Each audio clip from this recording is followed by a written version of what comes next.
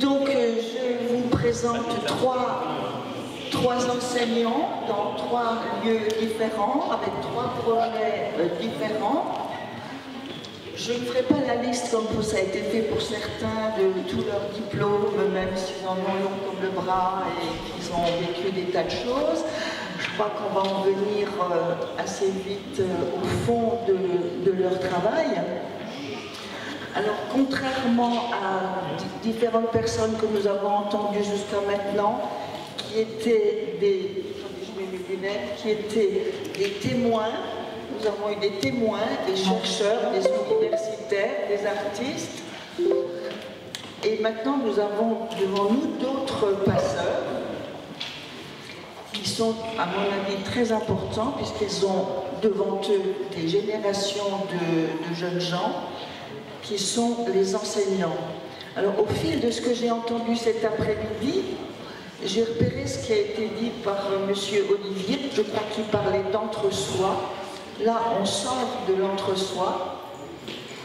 Et d'autre part, quelqu'un a dit qu'il fallait être un descendant pour témoigner. Moi, je ne suis pas sûre qu'il fallait être un descendant. Par contre, je suis sûre qu'il faut se sentir un peu investi de quelque chose. Voilà, mais quelqu'un a dit, je ne sais plus qui c'était bien d'être un descendant. Mais je crois que si on n'est pas un descendant, on peut aussi faire ce travail-là. Hein. Alors donc je vais demander à Madame Smirnov, qui travaille au lycée des Pontonniers à Strasbourg, Monsieur Bazarslan, qui travaillait à Fustel et qui maintenant est à l'université, à Sciences Po, et Monsieur Facio à l'école européenne, de leur poser un peu les mêmes questions qui m'intéressaient moi et qui j'espère vous intéresseront vous. D'abord, je voudrais savoir, oui, d'abord on a 3 profs d'histoire. Je me suis demandé, tiens, pourquoi il n'y a pas un prof de langue qui aurait pu se charger de ça aussi, ou un prof d'art plastique, comme le français fait ça dans sa part. Pourquoi il n'y a pas un prof de biologie, puisqu'il y a quand même tout un aspect pseudo-scientifique dans le génocide. Mais non, ce sont les professeurs d'histoire ou des profs de lettres qui se sentent en général le plus concernés. Peut-être ont-ils des collègues qui travaillent avec eux. Donc j'aimerais d'abord poser la première question. Pourquoi est-ce que vous avez décidé de travailler sur ce thème? Alors, il y a un micro chez M. Facio, puis il y a le mien. Alors, à l'école européenne, je suis depuis 8 ans à Strasbourg. J'étais auparavant à l'étranger dans une autre école européenne, aux Pays-Bas. Et quand on m'a recruté, bien qu'étant fonctionnaire d'État, j'ai proposé de mettre en rapport cette école avec le milieu européen à Strasbourg, ce qui est, entre guillemets, relativement facile. Et donc, depuis quelques années, je monte des actions européennes. Et le travail de mémoire est un des aspects de ces actions européennes, partant du principe que se souvenir, connaître l'histoire de l'Europe, c'est aussi construire cette Europe actuelle. Et donc, tous les ans, j'essaie de monter ces projets en collaboration avec le Struthof. L'année dernière, toute l'équipe du Struthof est venue à l'école autour de la date de la commémoration de l'ouverture des camps, fin janvier. Nous allons tous les ans, au mois de mai, visiter le Struthof. Et puis, l'année dernière, comme il y a 2 ans aussi, il y a eu une demi-journée de mémoire où j'ai fait venir des intervenants extérieurs, dont M.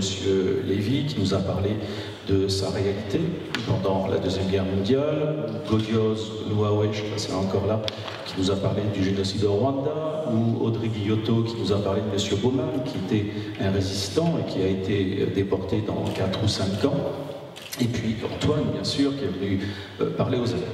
Alors, nous ne sommes pas des témoins de l'histoire, nous sommes peut-être des témoins pour l'histoire. Nous devons faire preuve de pédagogie. À mon sens, la pédagogie, même si ça fait 33 ans que je suis professeur et que j'ai un peu assez de ce mot, c'est l'idée de... Ah, c'est du mot pédagogie ou du mot professeur? Je vous laisse l'entièreté de votre réflexion. La pédagogie, c'est bien de rendre accessible, de mettre en œuvre des moyens pour que cela soit accessible. Donc dans les cours, naturellement, il faut passer par des documents d'époque. Mais pour cela, il faut avoir des gens, des professeurs, qui expliquent ces documents, qui ne sont pas toujours évidents à cerner et qui parfois sont des pièges pour certains. Accéder également aux lieux de mémoire comme le Struthof ou accéder à des gens de la mémoire comme sont les témoins que nous pouvons avoir, c'est aussi un élément très important. Et comme je dis souvent, ça a un impact fort sur les élèves. Lorsque M. Lévy est venu l'année dernière, il a eu un certain nombre de questions. D'autres des élèves ensuite sont venus me voir en me remerciant de l'avoir fait venir parce que c'était vraiment extraordinaire d'avoir un témoignage direct. Donc ça les marque beaucoup. Et il est vrai, c'est Philippe Olivier tout à l'heure qui disait ça, que parler directement, entendre parler directement, quelqu'un qui directement ou indirectement a connu l'histoire, disons-le, c'est mieux qu'un professeur. Moi, je peux leur apporter ce que je sais, je ne sais pas tout, je peux leur apporter ce que je sais, mais avoir ces témoignages directs ou semi-directs, c'est quand même beaucoup plus intéressant. Alain, je vais peut-être bien sûr. Partager la parole. Si vous... Surtout, moi, je vais la partager. Donc, je vais passer la parole à Madame Smirnov. Avant, on va faire sandwich, une dame. Oui, d'accord. Donc, je me présente déjà, je suis professeure à l'origine de langue. Je travaille au lycée des Pontonniers, j'enseigne le russe comme langue étrangère et je travaille dans la section internationale russophone et j'enseigne la littérature en langue russe. Donc je travaille avec un public vraiment très large, un public international, plusieurs nationalités et j'ai commencé ce travail vraiment, disons, en dehors des cours d'abord, c'est-à-dire le travail de projet, parce que, disons, pour deux raisons essentielles. La première raison, je me suis rendu compte que c'est nécessaire, que c'est urgent, parce que en cours, pendant les récréations, il m'arrivait d'entendre des paroles antisémites des jeunes de type, tout le monde le sait, et ça me révoltait, je commençais à me poser des questions, comment ils travaillaient. C'était pas par méchanceté, c'était par l'ignorance, par, comment dire, l'absence de connaissance totale, voilà. Et donc, j'ai trouvé, deuxième raison, c'est l'existence d'une plaque commémorative au rez-de-chaussée de notre lycée, où il y a, disons, 36 noms des jeunes filles qui ont trouvé la mort, pour la plupart, à Auschwitz. C'était un lycée des jeunes filles à l'époque, et, elles étaient arrêtées dans différents endroits de la France. Et cette histoire, on n'en parlait pas beaucoup. J'ai appris par ma collègue qu'il y avait Sylvie Katz qui a fait une exposition consacrée à ces jeunes filles et j'ai commencé à faire revivre cette histoire et j'ai remarqué que les élèves étaient particulièrement touchés. Voilà, c'était le début de l'histoire et après il y avait beaucoup de rencontres, notamment, il y avait, par exemple, on est venu à la synagogue de la paix avec le grand rabbin émérite, M. Gutmann. Il a rencontré plusieurs fois les élèves et il y avait un dialogue tout de suite qui était établi. Et après, c'était les témoignages, c'était, disons, beaucoup de gens qui sont ici. Disons, je reconnais les personnes qui ont intervenu devant les élèves. Après, je rencontrais peut-être l'histoire. Merci pour cette première approche. Monsieur Valassian, dans le même Oui, alors je vais être très rapide. Je sais que vous êtes pressé. Non, pas pressé, c'est pour qu'on reste un peu. En ce qui me concerne, au niveau de la question initiale, c'est pourquoi cette implication. C'est tout simple, je suis historien et politiste de formation et dans mon entourage familial et amical, j'ai plusieurs personnes qui ont participé à cette histoire directement. Donc, et pour un historien, la source primaire est essentielle. Et c'est ainsi que j'ai travaillé dès les débuts de ma carrière avec Léon Nizan, que vous connaissez sûrement, Régine Waxman, Simone Pollack qui était là, qui malheureusement s'excuse, elle a dû rentrer parce qu'elle est très fatiguée. Et donc Ginette Koninka, Henri Aubaitel, qui sont donc des personnes encore vivantes. Et je travaille sur ces questions depuis 2003 exactement, de manière assez régulière. C'était ça la question. Hein. Oui, on a beaucoup parlé, je crois. La question suivante qui m'intéresse moi, j'espère qui intéresse aussi les personnes ici présentes, j'aimerais savoir ce que vous demandez aux élèves, quelle est leur part, parce qu'il y a évidemment votre rapport avec vos connaissances, vos documents, vos relations, que vous pouvez amener des personnes, etc. Mais qu'est-ce que vous demandez aux élèves en termes de travail, bien sûr, mais aussi en termes de comportement, d'attitude, est-ce que vous constatez une évolution dans leur savoir-être, par exemple? C'est difficile à répondre à cette question parce que moi j'ai l'impression que je suis guidée par les élèves, que c'est les élèves qui me surprennent très souvent par leurs réactions. C'est-à-dire, par exemple, bien sûr, il faut organiser, disons, des manifestations. On a organisé un voyage à Auschwitz, disons, il y a déjà 3 ans. Et après, les élèves reviennent et ils m'ont dit, il fallait faire une restitution de ce projet. C'était la condition. Et les élèves m'ont dit, oh, Madame, on ne veut pas faire quelque chose de banal. Ça nous a tellement bouleversés, ça a changé notre vie. On veut nous exprimer à notre manière en donnant notre cœur. Voilà, donc après, on n'a qu'à leur laisser faire, à leur donner la parole.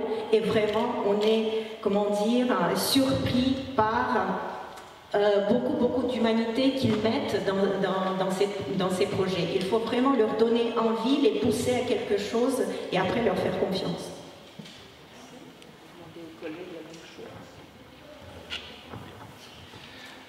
Disons que les projets que je monte peuvent être soit une entrée vers le cours, soit une complémentarité au cours.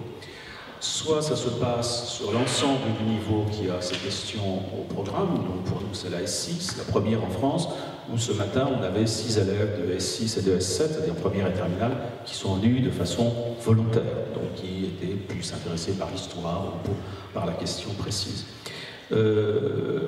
Personnellement, j'ai une approche assez pragmatique des choses, c'est-à-dire que je ne veux pas tomber, comme je l'ai dit tout à l'heure, dans un pédagogisme absolu, en didactisant chaque chose. Il faut que les élèves soient un petit peu des acteurs dans le sens de témoins. Ils assistent, ils absorbent, ils réagissent, ils gardent, ils transmettent.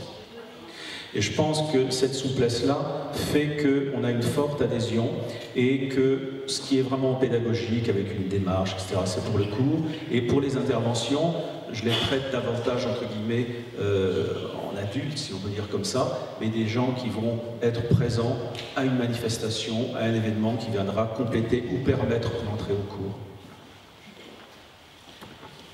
En ce qui me concerne, je n'exige pas quelque chose de manière coercitive. Ma seule demande, c'est d'évoluer ensemble. J'évolue autant que mes élèves dans cette piste pédagogique.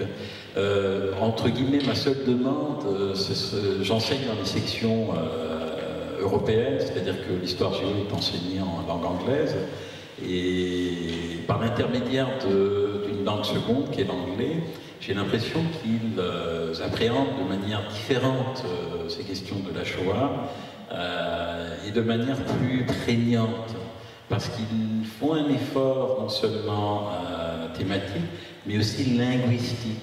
Et donc ils ont une double entrée en la matière et une profondeur de travail qui, je trouve, est différente. Tout à l'heure, une personne de l'assistance, je ne sais pas si elle est encore là, m'a demandé est-ce que c'est vrai qu'il y a plein d'écoles où on n'arrive plus à enseigner la Shoah. Elle était très inquiète.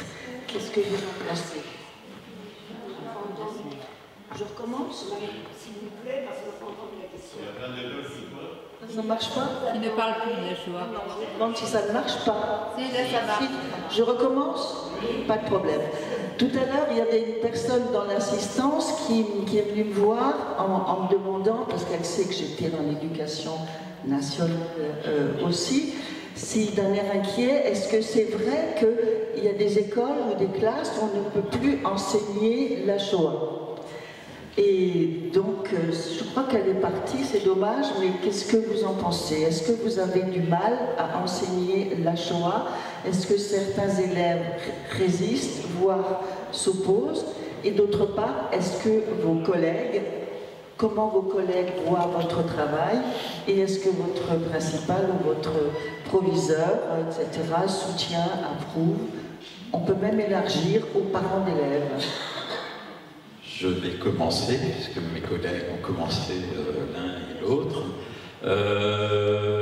Est-ce que c'est difficile ou impossible d'enseigner la Shoah? Je ne pense pas. J'ai, pour ma part, été président de la PAG Alsace, l'association des profs d'histoire-géographie d'Alsace, et je fais partie du comité national au niveau de la PAG nationale. Nous avons à plusieurs reprises fait des enquêtes et des travaux dans ce domaine. Il y a des difficultés, entre guillemets, apparemment, dans certains établissements, mais qui ne sont pas de l'ordre de l'interdiction de la thématique. C'est pas qu'on ne peut pas enseigner cette thématique. J'ai à ma connaissance aucun établissement où il est si difficile que ça d'enseigner. Et il faut aussi faire attention à ces généralités et aussi à une forme de racisme, appelons les choses comme elles sont, hein, de racisme envers certains établissements situés dans ce qu'on appelle des quartiers. Et il faut aussi faire très très attention à cette stigmatisation qu'on a très facilement tendance à faire. Et donc je ne pense pas qu'il y ait des établissements où cela est impossible. Mais bon, pour moi, la question est avant tout une adaptation de la pédagogie au public auquel on enseigne. On ne peut pas enseigner de la même manière à tous les publics. Qu'en pensent vos collègues? Sachant que, si je peux me permettre, vous travaillez tous les trois dans des établissements de la ville. Moi j'ai travaillé dans des quartiers, comme on dit, hein, parce qu'en fait, il y a plein de quartiers. Place de la République, c'est un quartier aussi, hein, mais bon, quand on dit quartier, on ne pense pas à un quartier agréable, où c'était franchement des collègues d'histoire-géo avec plus de mal, beaucoup plus de mal. Qu'en pensez-vous, Madame Siganov? Moi, j'ai une expérience de travail avec mon collègue du collège Jacques Touillière. C'est un collège qui n'est pas très facile. Et moi, je travaille aussi dans mes classes. 2 tiers de mes élèves viennent des quartiers difficiles. J'ai des Tchétchènes, j'ai beaucoup, disons, de toutes les nationalités, des Arméniens, des Géorgiens, etc. Donc, c'est pas un public facile. D'autre part, on ne peut pas dire que ce travail est impossible. Non, à mon avis, actuellement, il est possible. Mais il faut être de bonne volonté, il faut vraiment vouloir, disons, y mettre de l'énergie, parce que ce n'est pas suffisant ce qu'on a officiellement dans les programmes, ou ce que, disons, on peut toujours choisir, disons, tel ou tel sujet. Voilà. Donc, si on commence à travailler, il faut vraiment, disons, y consacrer du temps, il faut savoir comment parler avec tel ou tel public, et il faut être aussi très à l'écoute de ces jeunes. Donc d'après notre expérience de travail, je vois M. Livy ici qui est venu et qui a intervenu devant une classe de 3e et une classe de seconde, il y a bien sûr une différence de la perception du même discours.